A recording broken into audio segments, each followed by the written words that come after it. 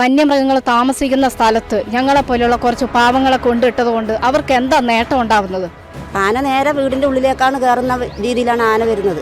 CCFനെതിരെയും ജില്ലാ കളക്ടർക്കെതിരെയും പട്ടികവർഗ വകുപ്പിനെതിരെയും കേസെടുക്കണം. കാരണം വെച്ചാൽ ഇവരാണ് ഈ വന്യമൃഗങ്ങൾക്ക് ആദിവാസികളെ കൊല്ലാൻ ഇട്ടുകൊടുത്തിരിക്കുന്നത്. ഞങ്ങൾക്കും ഇല്ല കുഞ്ഞുങ്ങൾ. നാളെ ഞങ്ങളുടെ കുഞ്ഞുങ്ങൾക്ക് ഈ അപകടം പറ്റിക്കഴിഞ്ഞാൽ 10 ലക്ഷം രൂപ കൊണ്ട് തീർക്കാവുന്നതാണോ? അയാൾക്ക് മയക്കുമരുന്ന്, പിന്നെ വിവരേജ്, ഇത് ചെയ്യാനുള്ള സമയം അയാൾക്കുള്ളൂ.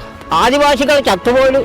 മന്ത്രിമാർ ഓളുകളെ കുട്ടികളെല്ലാം കൊണ്ട് ഇവിടെ നിർത്തട്ടെ, ഞങ്ങളുടെ അനുഭവം അവരറിയട്ടെ. ഇവിടെ പാർട്ടിയും ഇല്ല, ഒന്നുമില്ല. ഞങ്ങളുടെ രക്തബന്ധമാണ് ഞങ്ങൾ മനസ്സിലാക്കുന്നത്. ഫോറസ്റ്റിൽ കയറി ചെയ്തിരിക്കും. ഏജനറ്റ് ന്യൂസ് ഇപ്പോൾ വന്ന് നിൽക്കുന്നത് ആറള ഫാം RRT ഓഫീസിന് മുന്നിലാണ്. ജനങ്ങളുടെ ആദിവാസികളുടെ ജീവനും സ്വത്തിനും സംരക്ഷണം നൽകുക, അതേപോലെ തന്നെ ഫെൻസിങ്, ജനവാസ മേഖലയ്ക്ക് ചുറ്റും അടിയന്തര ഫെൻസിങ് സ്ഥാപിക്കുക എന്ന മുദ്രാവാക്യം ഉയർത്തിക്കൊണ്ട് ബ്ലോക്ക് പഞ്ചായത്ത് മെമ്പർ ശോഭ മേഡത്തിൻ്റെ നേതൃത്വത്തിൽ ഇന്ന് 3-ാം ദിവസം ഇവിടെ ഇപ്പോൾ ഇവർ സമരം നടത്തി വരികയാണ് RRT ഓഫീസിന് മുന്നിൽ. ഇപ്പോൾ ശോഭ മേഡം ഇപ്പോൾ നമ്മോടൊപ്പം ചേരുന്നുണ്ട്. ഈ ഒരു അവസരത്തിൽ എന്താണ് അധികൃതരോട് പറയാനുള്ളത്? അധികൃതരോട് ഈ 14 മരണങ്ങൾ നടക്കുമ്പോൾ പറയുന്ന ഒരു വാക്കാണ്, ഇനിയും ഒരു മരണം, ഇതിൻ്റെ ഉള്ളിൽ നിന്ന് ഒരു ജീവൻ പൊലിയാൻ പാടില്ല എന്നുള്ളത്. അപ്പോൾ ഈ നമ്മുടെ അച്ഛനും അമ്മയായ വെള്ളിയച്ഛനും ലീലമ്മയും മരണപ്പെട്ടപ്പോഴും ഞങ്ങളെ എല്ലാവരും മരണപ്പെടുമ്പോഴും ഇതുപോലത്തുള്ള ഒരു മാനസികാവസ്ഥ അനുഭവിക്കുന്നുണ്ടായിരുന്നു. ഈ പ്രാവശ്യം അതുപോലെ നമ്മുടെ കുടുംബത്തിൽ നിന്നുള്ള മാതാപിതാക്കൾ മരണപ്പെട്ടപ്പോഴും ഇവിടെയുള്ള എല്ലാവരും തന്നെ സ്വന്തം അച്ഛനും അമ്മയും മരിച്ച ഒരവസ്ഥ എങ്ങനെയാണോ അതുപോലെ അതിനെ തരണം ചെയ്തു. അന്നും ആ ഒരു അവസ്ഥയിലും എല്ലാ പ്രാവശ്യവും മരിക്കുമ്പോൾ എന്താണോ ചെയ്യുന്നത് അതുപോലെ തന്നെ തുടർച്ചയായിട്ടും ഉന്നതല യോഗം വിളിക്കുകയും അവലോകന യോഗം നടത്തുകയും ചെയ്യുന്ന ഒരു പ്രക്രിയ നമുക്ക് കാണാൻ സാധിച്ചു. ജനങ്ങളുടെ കണ്ണിൽ പൊടിയിടുന്ന തരത്തിലുള്ള തുടങ്ങിയിട്ട് 2006 ഭൂമി ലഭിച്ചതിന് ശേഷം 2014 ആദ്യത്തെ മരണം ഇവിടെ സംഭവിച്ചത്.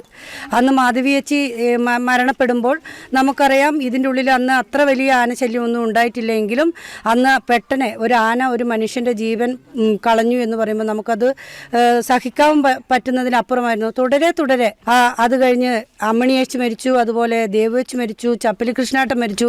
ചപ്പിലി കൃഷ്ണാട്ടൻ മരിച്ചപ്പോൾ കുത്തിയല്ല കൊലപ്പെടുത്തിയത്, അവരെ ചവിട്ടി മെതിച്ചു. അവരുടെ അവയവങ്ങളൊക്കെ നിങ്ങളൊക്കെ കണ്ടിട്ടുണ്ടാവും. അതുപോലെയുള്ള ഒരു അവസരത്തിൽ അന്നും ജനങ്ങൾ വളരെയേറെ പ്രക്ഷോഭം നടത്തി. അന്നും മോഹന വാഗ്ദാനങ്ങൾ നൽകി. ഇതുപോലെ തന്നെ ജനങ്ങളുടെ ജീവൻ സംരക്ഷിക്കും, എല്ലാവിധ സുഖസൗകര്യങ്ങളും നിങ്ങൾക്ക് ഏർപ്പെടുത്തും, ഇനി ഈ ഒരു ആന ഈ കാട്ടിലുണ്ടാവൂല എന്ന് പറഞ്ഞു.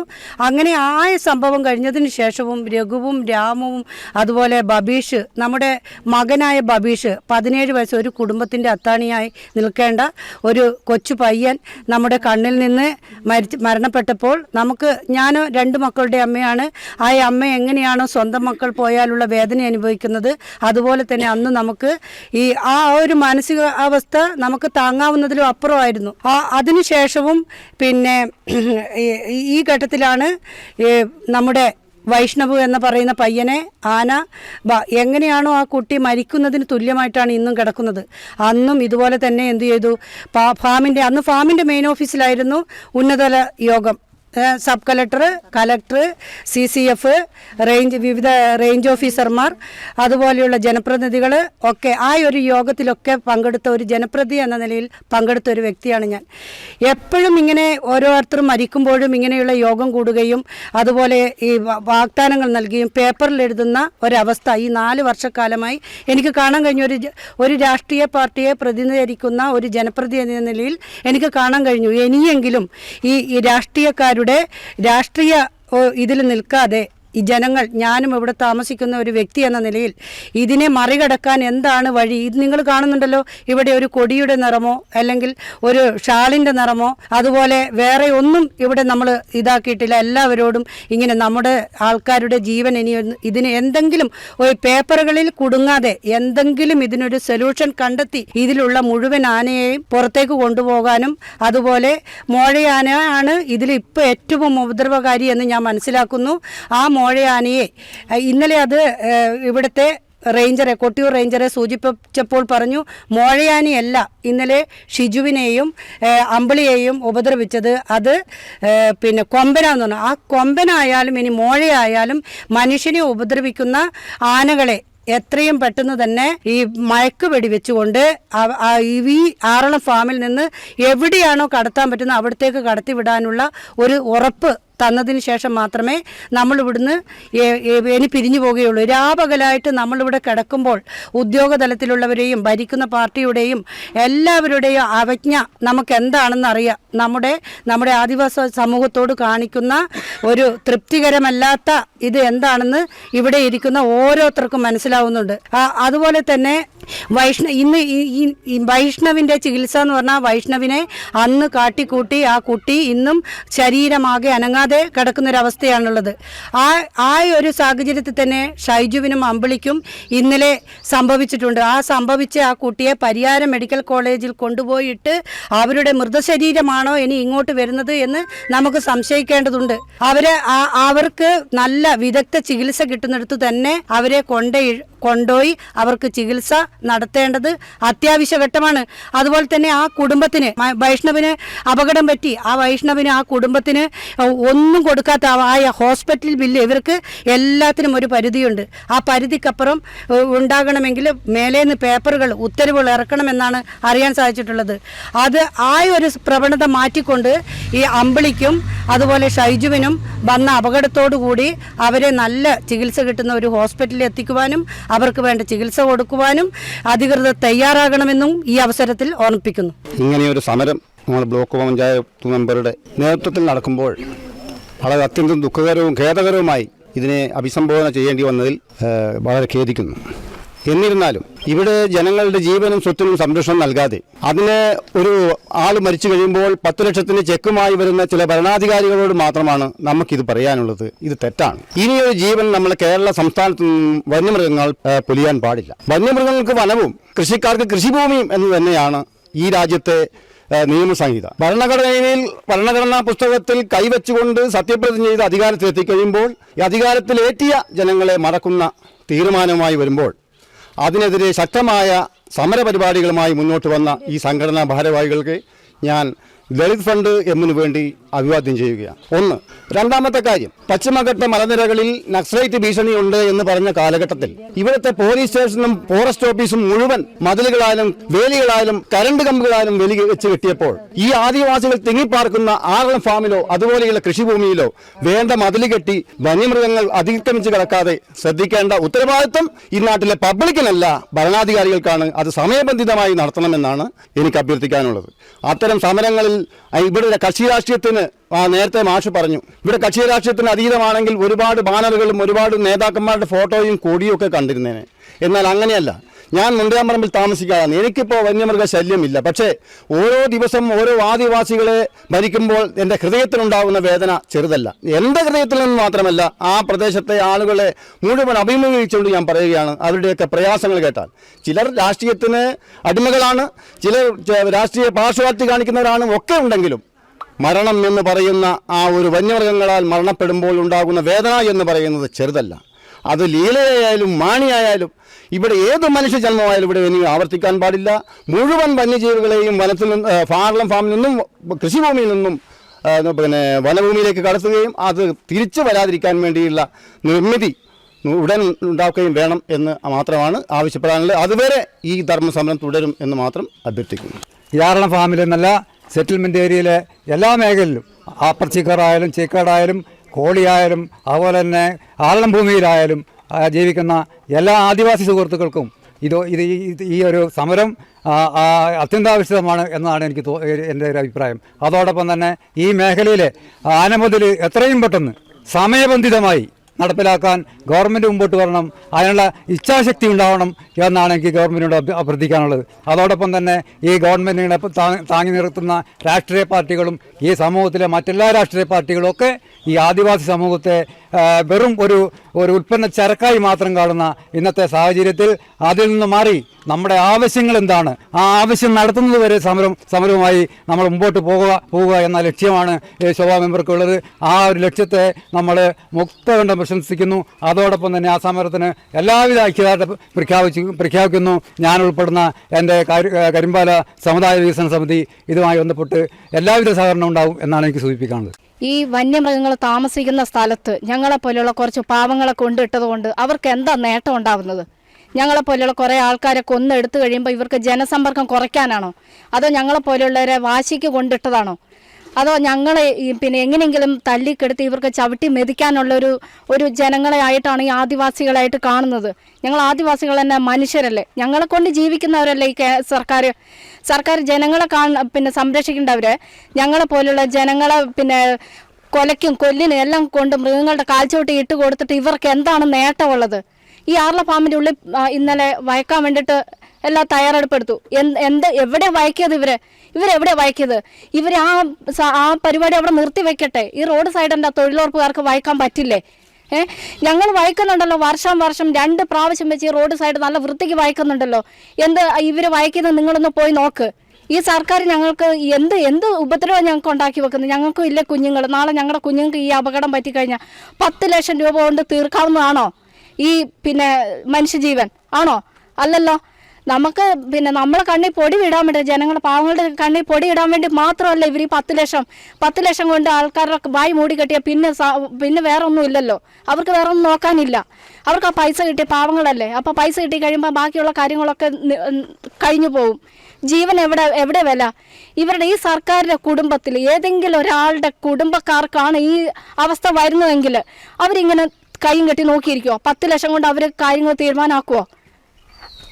ഇതല്ല, എനിക്ക് ഒരുപാട് പറയാനുണ്ട്. പക്ഷെ ഒരുപാട് പിന്നെ സഹോദരന്മാർക്ക് ഇവിടെ പറയാനുള്ളത് കൊണ്ട് എനിക്ക് ഇത്രേ പറയാനുള്ളൂ. പക്ഷെ ഒരുപാട് പറയാനുണ്ട്.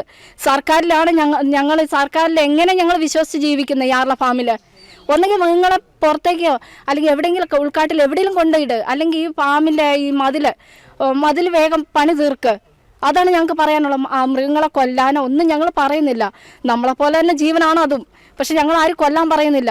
ഞങ്ങൾക്ക് സംരക്ഷണം വേണം. അത് മൃഗങ്ങളെ ഇവിടെ നിന്ന് തുരത്തിയിട്ടാണെങ്കിലും മതിൽ കെട്ടിയിട്ടാണെങ്കിലും ഞങ്ങൾക്ക് ഇനി സംരക്ഷണം വേണം. ഇല്ലെങ്കിൽ ഞങ്ങൾ ഇതിൽ തന്നെ മുന്നോട്ട് ഉറച്ചു നിൽക്കും. ആരെന്ത് പ്രശ്നം ഉണ്ടാക്കിയാലും ഞങ്ങൾക്ക് കുഴപ്പമില്ല. ഇവിടെ പാർട്ടിയും ഇല്ല, ഒന്നുമില്ല. ഞങ്ങളുടെ രക്തബന്ധമാണ് ഞങ്ങൾ മനസ്സിലാക്കുന്നത്. അതിലൂടെ മാത്രമേ ഞങ്ങൾ ഇനി മുന്നോട്ട് പോകുന്നുള്ളൂ. ഇനി പാർട്ടി ആയിട്ടുള്ള ഒരു ഇടപാട് ഞങ്ങൾക്ക് വേണ്ട. 14 മരണങ്ങളും ഇവിടെ നടന്ന സമയത്ത് പല രാഷ്ട്രീയ പാർട്ടികളടക്കം ഈ ഗവൺമെൻറ് പല വാഗ്ദാനങ്ങളും നമുക്ക് പറഞ്ഞു തന്നിട്ടുള്ളതാണ്, പറഞ്ഞിട്ട് പോയതാണ്. വാഗ്ദാനം എന്ന് പറഞ്ഞാൽ 3 മാസത്തിനുള്ളിൽ നമ്മുടെ ഈ ആനമതിൽ പൂർത്തിയാക്കുക എന്നുള്ളൊരു ഇതാണ് അവരന്ന് പറഞ്ഞിട്ട് പോയിട്ടുള്ളത്. ഈ 3 മാസം കഴിഞ്ഞിട്ട് 10 വർഷമായി ഈ ടെൻഡർ കൊടുത്തിട്ട്. ഈ 10 വർഷമായിട്ട് ഈ ആനമതിൽ ഇപ്പോൾ തീർത്തിട്ടിരിക്കുന്നത് 1.5 കിലോമീറ്റർ മാത്രമാണ് ഈ ആനമതിലുള്ളത്. അതങ്ങനെ കിടക്കുന്നു. ആന ഈ പല ഭാഗത്തിൽ കൂടിയാണ് ഈ 6 ബ്ലോക്കിൽ പട്ടയം കൊടുത്തിട്ട് ഈ 6 ബ്ലോക്കിലും ഒരു ദിവസം നല്ല സ്ഥിരമായിട്ടുള്ള ആനശല്യമാണ്. ഇപ്പോൾ 10ാം ബ്ലോക്കിൽ ഏറ്റവും കൂടുതൽ ആനശല്യം വന്നുകൊണ്ടിരിക്കുന്നൊരു സമയമാണ്. ഇപ്പോൾ എല്ലാ ബ്ലോക്കുകളിലും തീയിട്ടിട്ട് കാട് മൊത്തം നശിച്ചിരിക്കുക. അപ്പോൾ ആനക്ക് കാട്ടിൽ നിൽക്കാൻ പറ്റാത്തൊരവസ്ഥ വന്നതുകൊണ്ട് ഇപ്പോൾ ആന മുഴുവന് ജനവാസ മേഖലയിലേക്കാണ് ആന വന്നിട്ടുള്ളത്. ഇന്ന് രാവിലെയും കൂടി എൻ്റെ വീടിൻ്റെ മുറ്റത്തെ കൂടിയാണ് ആന വന്നത്. 7:20 സമയം രാവിലെ 7 മണി 7:20 ആകുമ്പോഴത്തേന് ആന വന്നു.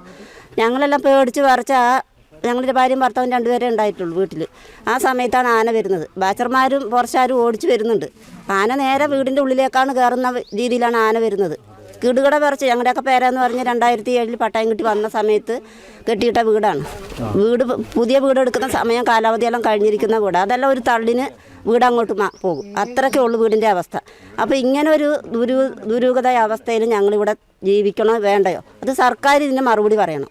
സർക്കാരാണ് ഇതിൻ്റെ മറുപടി പറയുക. അല്ലെങ്കിൽ ഒന്നുകിൽ ഞങ്ങളുടെ ജീവന സ്വത്തിന് സുരക്ഷിതം തരണം, ഒന്നുകിൽ മതിൽ കെട്ടിൻ്റെ പരമാവധി സമയബന്ധിതമായി ഈ മതിൽ തീർത്തു തരണം, ഒന്നുകിൽ ഞങ്ങളുടെ പട്ടയം ആദിവാസികളുടെ മുഴുവൻ പട്ടയം 3500 ഏക്കർ സ്ഥലം കൊടുത്തിട്ട് അതിനകത്ത് പട്ടയം കൊടുത്ത മുഴുവൻ ആൾക്കാരെയും ഞങ്ങൾക്ക് സ്ഥലം മാറ്റി തന്ന് അവിടെ ഞങ്ങൾക്ക് ഒരു വീടും വെച്ച് തന്ന് അങ്ങോട്ട് ഞങ്ങൾക്ക് മാറ്റാനുള്ള സംവിധാനം ഈ സർക്കാർ ചെയ്തു തരണമെന്നാണ് എനിക്ക് ആദ്യമായി പറയാനുള്ളത്. അയാൾക്ക് മയക്കുമരുന്ന്, പിന്നെ വിവരേജ്, ഇത് ചെയ്യാനുള്ള സമയം അയാൾക്കുള്ളൂ. പിന്നെ വേറെ ഒന്നും ഇയാൾക്കൊരു മനസ്സില്ല. ആദിവാസികൾ ചത്തുപോലും പിന്നെ വെച്ചുപോലും അയാൾക്കൊരു അധികാരമല്ല.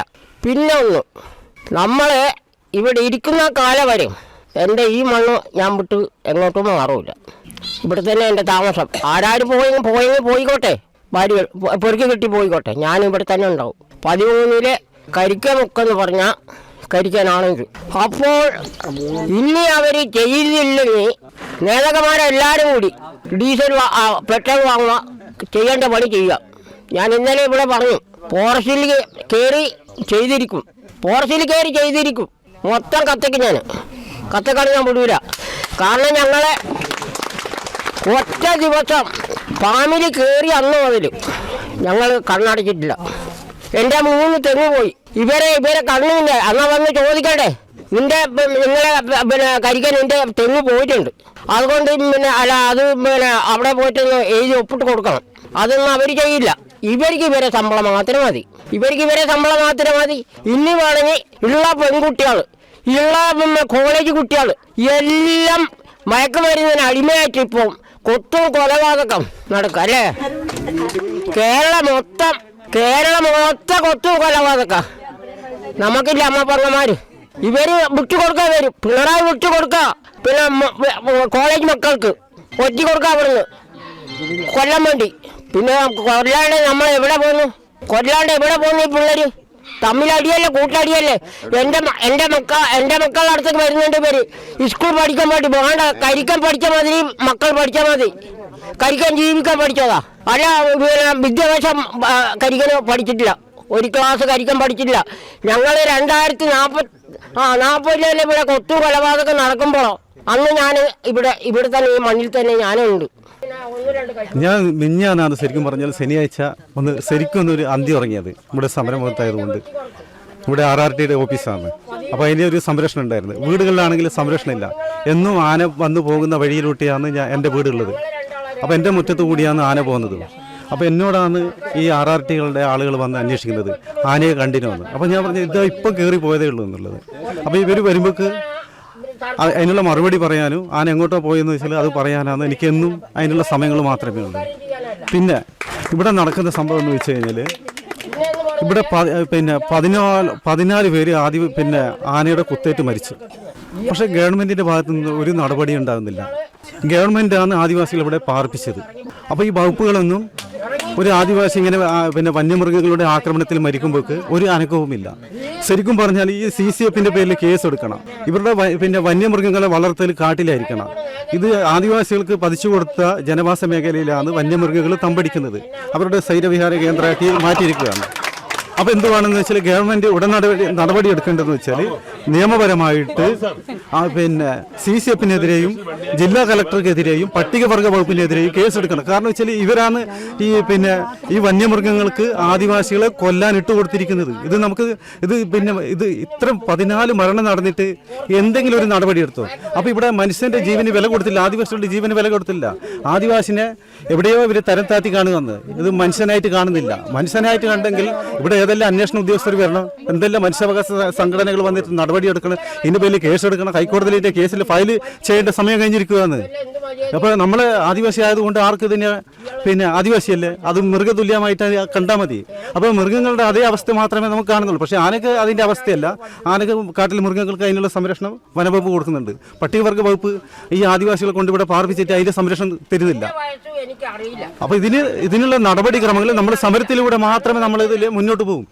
നമ്മളുടെ ശബ്ദം എവിടെ ആര് ഉന്നയിച്ചാലും ശബ്ദത്തിനെ കേൾക്കാൻ തയ്യാറാകുന്നില്ല. അത് ഞങ്ങൾ മാറ്റിയെടുക്കും. സമരമുഖത്ത് കൂടി നിന്നുകൊണ്ട് നമ്മൾ മാറ്റിയെടുക്കും.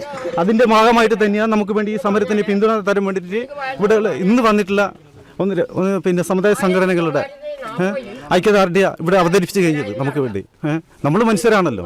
കഴിഞ്ഞ മാസം 28-ാം തീയതി ആ പെണ്ണുങ്ങളായിട്ട് സംസാരിച്ച് ഞാൻ പോയ വ്യക്തിയാണ്. എൻ്റെ നാട്ടിൽ നിന്ന് എല്ലാവരും ചോദിച്ചു, ഈ 13 നിങ്ങൾക്ക് അറിയാവും? ഞാൻ പറഞ്ഞു, എൻ്റെ സുഹൃത്തുക്കളാണ്.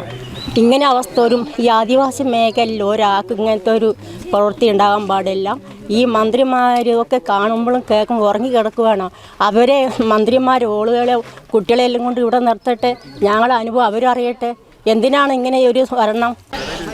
3-ാം ദിവസമാണ് ഇവിടെ രാപ്പകൽ സമരം നടന്നുകൊണ്ടിരിക്കുന്നത്. ബ്ലോക്ക് പഞ്ചായത്ത് മെമ്പറുടെ നേതൃത്വത്തിൽ ഇവിടെ കക്ഷി രാഷ്ട്രീയ ഭേദമന്യേ എല്ലാവരും ഇതിന് സപ്പോർട്ട് ചെയ്തുകൊണ്ടിരിക്കുകയാണ്. ഇന്ന് DCC general secretary Kannur DCC general secretary ഇന്നുണ്ട്. അതുപോലെ തന്നെ പല സമുദായങ്ങളിൽ നിന്നുള്ള നേതാക്കന്മാരും അംഗങ്ങളൊക്കെ ഇവിടെ എത്തിയിട്ടുണ്ട്. ഇവരുടെ ആവശ്യം നിറവേറ്റുന്നതുവരെ ഈ സമരവുമായി മുന്നോട്ട് പോകും എന്നാണ് ഇവരിപ്പോൾ അറിയിക്കുന്നത്. ആറളം ഫാം 13-ാം ബ്ലോക്കിൽ നിന്നും ക്യാമറമാൻ ഷിജു അബ്രഹാമിനൊപ്പം ശ്രീവേഷ്കർ, ഏജന്റ് ന്യൂസ്. മലയോരത്തിന്റെ സ്വന്തം പ്രാദേശിക ചാനൽ HNN നിങ്ങളുടെ നാട്ടിലെ വാർത്തകളും വിശേഷങ്ങളും ഞങ്ങളെ അറിയിക്കുവാൻ വിളിക്കൂ 9447691771 9074215391. നിങ്ങളുടെ നാട്ടിലെ വാർത്തകളും വിശേഷങ്ങളും ഞൊടിയിടയിൽ അറിയുവാൻ ഏജനറ്റ് ന്യൂസ് ചാനൽ സബ്സ്ക്രൈബ് ചെയ്യൂ.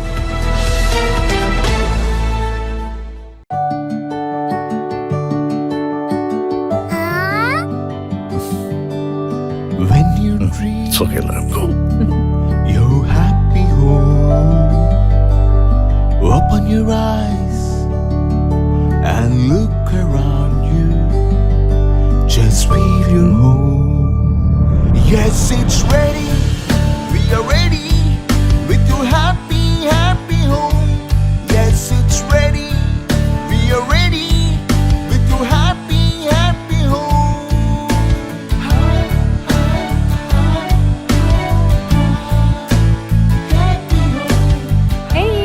Smile. How's Yeah, it? this is fine. വീട് റെഡി. ആഹാ എങ്കിലേ വീട്ടിലേക്കുള്ള സാധനങ്ങളും ready. All quality brands for your dream home under one roof at affordable price. Reena Tile Gallery, Ulikil Road, Irati, Kannur. From the house of Reena Developers.